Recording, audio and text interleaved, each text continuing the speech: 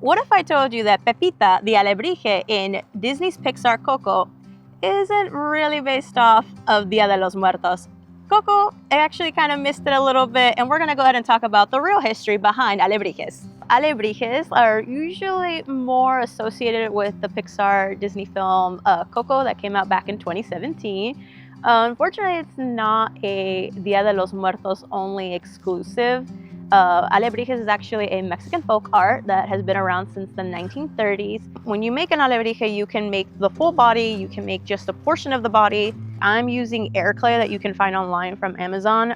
It's very simple, it's easy to knead. The clay dries on its own. It's already set in place and it's able to dry alongside it, which is really nice. And you essentially just mix a variety of colors or create any shape and design. I'm gonna actually be basting mine off of an owl. So I'm gonna use some green as the base and I'm gonna use the white to kind of go ahead and create the face. And when you make an alebrije, you can make the full body, you can make just a portion of the body, which is really nice. So alebrijes are a Mexican folk art that came to be because of a sculpturist named Pedro Linares. And he essentially became very ill. He was not able to take care of himself at the time to get the medication that he needed. So he kind of just waited it out. And during this time, he had nightmares or dreams. And while he was dreaming, he would always find these different species of animals. And when he woke up in a shock, he ended up saying alebrijes, and that's where the name comes from. Anyone can literally make an alebrije out of any animal that they love, that they take inspiration from. It could be literally off of mythology. When Manuel Jimenez started his alebrijes, he based them off of a very common Aztec belief called Nahuales, which were basically shapeshifters. I'm gonna be putting some googly eyes right when it's fresh and placing it in where I want them to be at. So this way, as the clay dries on its own,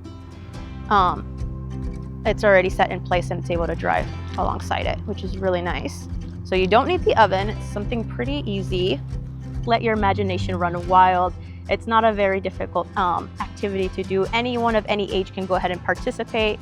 You can totally find the materials online and go ahead and purchase it off wherever it is that you purchase your artistic materials from. Or you can come out to Parks and Recreation with Medina River Natural Area and do the activity here. Just check out online on our website. I look forward to seeing you guys soon. And of course, by loving the animals that you have here in your own backyard, you're able to do more conservation work and protecting them for future generations. You want to go ahead and, of course, honor what you have so that future generations can go ahead and learn from them. Follow us on social media at SA Parks and Rec or check out our website at sa.gov/parks.